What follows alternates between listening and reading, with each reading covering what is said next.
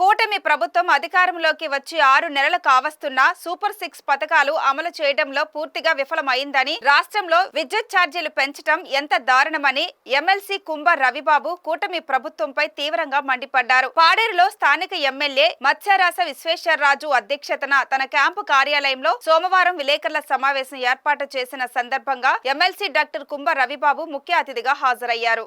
ఈ సందర్భంగా ఆయన మీడియాతో మాట్లాడుతూ వైఎస్ఆర్ కాంగ్రెస్ పార్టీ అధ్యక్షులు మాజీ ముఖ్యమంత్రి వైఎస్ జగన్మోహన్ రెడ్డి ఆదేశాల మేరకు ప్రతి జిల్లా కేంద్రాల్లో కూటమి ప్రభుత్వం అధికారంలో వచ్చి సూపర్ 6 పథకాలు అమలు చేయడంలో పూర్తిగా విఫలమైందని, దీన్ని ఎండగడుతూ అధికారంలో రాకముందు చంద్రబాబు నాయుడు ప్రజలకు సూపర్ 6 పథకాలు అమలు చేస్తామని మోసపూరిత హామీ ఇచ్చారని, అధికారంలోకి వచ్చాక దాన్ని విస్మరిస్తూ రాష్ట్ర ప్రజలను మోసం చేశారని, ఇందుకు ఉదాహరణ ఈ నెల నుండి సామాన్య ప్రజలకు నడ్డి విరిచే విధంగా విద్యుత్ ఛార్జీలు పెంచడమే నిదర్శనమన్నారు. సూపర్ 6 లో కేవలం పింఛన్లు పంపిణీ మాత్రమే చేస్తున్నారని, మిగతావన్నీ గాలికి వదిలేశారని రాష్ట్ర ప్రజలు గుర్తించుకోవాలన్నారు. ఈ సమావేశంలో ఉమ్మడి జిల్లాల చైర్పర్సన్, 11 మండలాల వైఎస్ఆర్ కాంగ్రెస్ పార్టీ అధికార సర్పంచ్లు, ఎంపీటీసీలు, నాయకులు, కార్యకర్తలు పాల్గొన్నారు.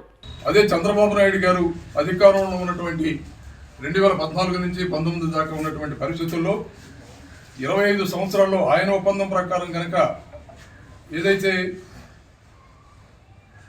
₹5.90 ఆనాడు చేసినటువంటి ఒప్పందం ప్రకారం కనుక మనం వేరే చేసుకున్నట్లయితే దాదాపు 87,500 కోట్ల రూపాయలు 25 సంవత్సరాలలో నష్టాలు చేకూర్చే పరిస్థితి ఉంటుంది.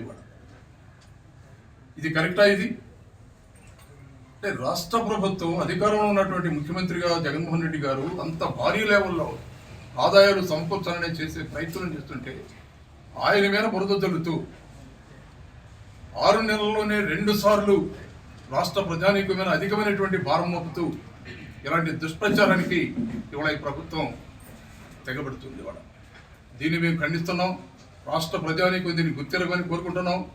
ఏదైతే మీరు ఎన్నికల సందర్భంగా హామీలు ఇచ్చారో ఆ హామీలని స్పష్టంగా నెరవేర్చాలని ఇవాళ వైఎస్ఆర్ కాంగ్రెస్ పార్టీ తరఫున మేమందరం డిమాండ్ చేస్తున్నాం.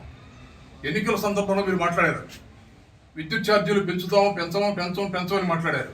కానీ వాడు మీరు చేస్తుంది ఏమిటి? వాళ్ళ రాష్ట్ర ప్రజానీకమైన 6 నెలలలో 2 విడతలుగా 15,485 కోట్ల రూపాయలు భారం మోపుతున్నటువంటి పరిస్థితి ఉందంటే రాష్ట్ర ప్రజానీకం అర్థం చేసుకోవాల్సిందిగా మీడియా ద్వారా విజ్ఞప్తి చేస్తున్నాం.